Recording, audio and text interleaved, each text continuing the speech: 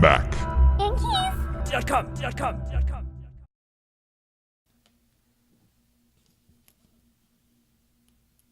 This is an example of the majority of what the keys are on there, like this size right here. And what you have underneath is this plastic scissor hinge that's attached to the key underneath. So what you're actually doing is you're separating this hinge from that key when you actually slide the tool underneath. So let me see if I can give you a side view of this. You can kind of see that right there, how it drops right there. So what you're actually doing when you're separating the two, you're taking this tool and you're sticking it inside this little fold right here. And then when you press in, that snaps that right off. So that's why it's important to go in on the actual sides of it and to think that that fold will be somewhat centered in that key. So if you slide your toothpick, paper clip, or whatever it might be, think that you need to remain in the center of this key.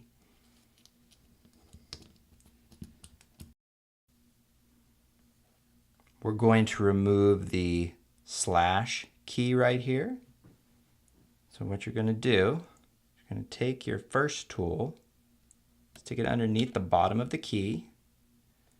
You're going to slightly pry it open like you're trying to peek inside of a pizza box. Take your second tool, place it over here on the left side of the key, and then you can remove the bottom tool. And now what we're going to do eventually, once we hold this top part of the key, is we're going to take this tool and slide it to the right. And what that's going to do is that's going to separate this key from the plastic scissor hinge that's underneath. So let's give that a shot. And now I'm going to slide it over to the right. Oh, it seems to be catching on something. There we go. So we've removed the key. And now we're going to remove the scissor hinge. And how you do that is you take your tool, put it on top of the rubber cup right there, and then underneath the actual plastic hinge, and then just pry it back slowly and gently. Mine slips, try again. There we go. And now you can just take your fingers and then you can push back on it till it comes right out. Now you're going to get your replacement hinge, scissor hinge.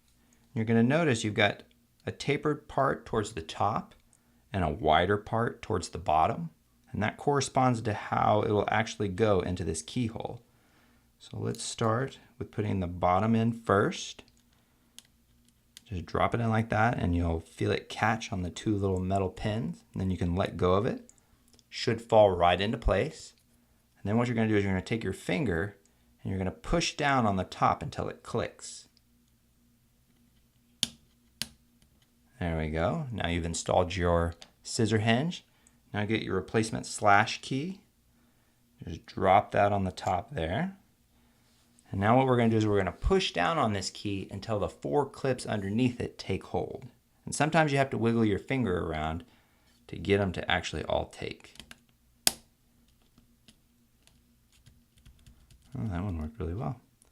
And there you go. You have installed your slash key. Mac. Thank you.